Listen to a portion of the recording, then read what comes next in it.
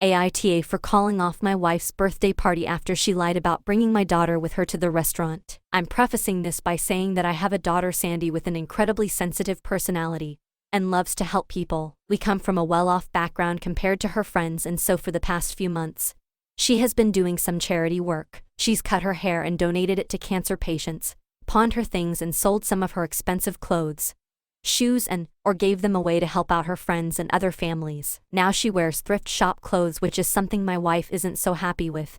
She thinks that Sandy is painting a bad picture of us as neglectful parents and giving a false impression to people that we're poor where in fact we're doing well financially. I admit my wife is all about appearances, and recently I started noticing that she's been excluding Sandy from events, gatherings because of how she dresses. I talked to her about it and she said it was all in my head. But last week was my wife's birthday. We celebrated at a restaurant and I asked my wife to get Sandy and meet me there. Although at first she hinted that if Sandy refused to dress properly then she wouldn't bring her, but I told her that if she didn't bring her then we'd have an issue and the party would be called off. We waited and then I saw my wife walk into the restaurant by herself. I was mad, I'm not gonna lie. I asked her where Sandy was and she told me she didn't feel like coming, even though she talked about how excited she was for this party. I just had this gut feeling that my wife was lying, so I texted Sandy. And sure enough, my wife gave her an ultimatum saying either she had to wear something that matches our class or she wouldn't be allowed to come to her birthday where her friends and family are gathered. I went and called Sandy outside and she was crying. I was furious. I walked inside the restaurant and picked up an argument with my wife and told her family and friends exactly why Sandy wasn't there. My wife looked shocked. She started arguing with me and I ended up calling off the entire event and having everyone else leave early. My wife literally started yelling at me at the restaurant, so I took my stuff and went home. She got back and kept yelling at me for ruining her birthday and making a scene and humiliating in front of her friends and family. She said that Sandy was acting stubborn, and that's on her, but I told her she acted unreasonably by excluding her like that. Sandy was crying because of it and I felt like this too big to look over, despite my wife saying that it wasn't a big deal, and ruined her birthday for no reason. She went to stay with her family and won't even reply to my texts.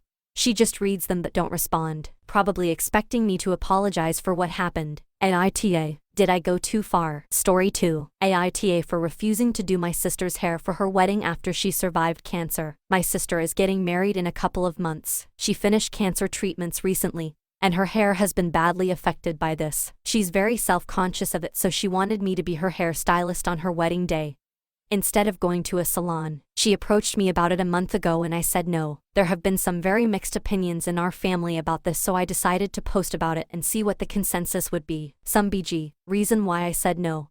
She and I have had our many issues in the past. She lost one of her best friends around the same time I was diagnosed with anxiety disorder. She had expected our whole family to go to the funeral, but our older brothers stayed home with me while our parents took her to the funeral. She was pissed at our brothers and at me. She said her friend had been the best person, and we should have all been there for her. I, personally, did not like her friend. She was mean to me as a kid. She was mean to me up to the day she died even. So I wasn't grieving. I was also not good around people then. My sister told me she wished it had been me who died instead of her best friend, because at least her best friend would have cared. About a year after that, her boyfriend at the time had cheated on her. I had heard the rumors, but our relationship was nothing at that point. She realized I must have heard the rumors and got mad at me for not telling her. I told her I hadn't cared about what was going on in her life, which is true. I reminded her of what she had said to me previously. We kinda patched things up after not living together for a couple of years. We weren't close, but that's to be expected, I would imagine. When our oldest brother got married, our Sil asked us both to be bridesmaids and asked if I could do her hair. She got really jealous of the fact our Sil spent more time with me,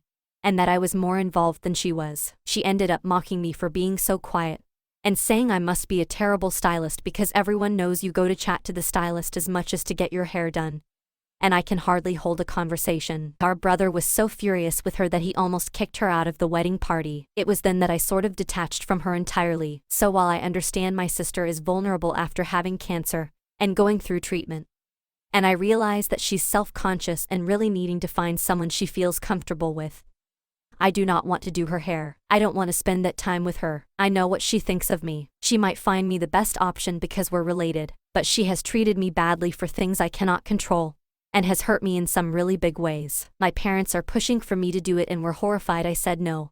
while our brothers are on my side. AITA. Story 3. AITA for not letting my mom be a grandma. So I just had a baby and my mother is very excited to have him over when he gets older and she talks nonstop about it, which frankly I wouldn't have a problem with except for one thing. She is a habitual chain smoker. She smokes in her car like nobody's business. She has a 3-season room with glass windows that she smokes inside of. So essentially a part of the inside of her house. To this day I have never touched nicotine in my life because the smell of cigarettes makes me sick. It disgusted me as a child that she would smoke with me in the car, and when I'd ask for her to stop she'd just say that she's the parent and she gets to do what she wants. We don't let her do this at our house. If she flies and she only smokes outside and isn't allowed to smoke in our car, which she begrudgingly obeys. I don't want my child to visit and be surrounded by second and third-hand smoke. When I told her this she got very offended and she told me I was depriving her of being a grandmother. I truly don't think I'm the asshole, but my husband thinks she's right, and that it would be nice to maybe have a break during the summer and for him to spend time with her. Story 4. AITA for being rude to my Bill in front of everyone. I am pregnant with my ex's baby. We are on good terms and when the baby is born we will have 50/50 custody. 2 weeks ago I moved into my sister and Bill's house. My sister and Bill practically begged me to move in with them because they wanted to experience being pregnant. Living with my sister and Bill has been very stressful. They are always on top of me about my eating habits and are always around me, especially Bill. Bill insists that I think of him as the baby's father. It's really annoying because when my baby's actual father is around he feels the need to always one-up him. One time when one of my sister's friends came over he talked about the baby as if it was his. Yesterday my other sister was hosting a family dinner at her house, and Bill came. While I was on the couch he came in front of me and started talking to my baby and referring to himself as daddy. It was extremely embarrassing because everyone was looking and I was very pissed off. I told him to get the fuck up and to stop touching me. My Bill looked very embarrassed, and my sister was very mad. They both left. After that I went with my brother to get my clothes and everything from the house. I got a thread of text from my sister calling me an ungrateful see you next Tuesday. She told me how I embarrassed her and Bill. I asked some friends and they told me that I was in the wrong because my sister let me stay at her house rent-free. And some say that I'm not in the wrong. I honestly don't know and I need unbiased answers. I sometimes do say things unfiltered when I feel strong emotions, so this may be one of those situations. Edit. Thank you guys for the congratulations. I just want to clarify some things. My baby's father does want to be in my baby's life and we broke up a month before I found out I was pregnant. And yes, we are on good terms. He does live 2 hours away though, so I don't see him 4 times a month. I understand now that their reasoning for wanting me to move in was creepy and a major red flag. But from my point of view I just thought it was her wanting to see what pregnancy was like because she couldn't have kids. I was not planning to live there my whole pregnancy. It was only supposed to be for a month, and I would move back in with my parents.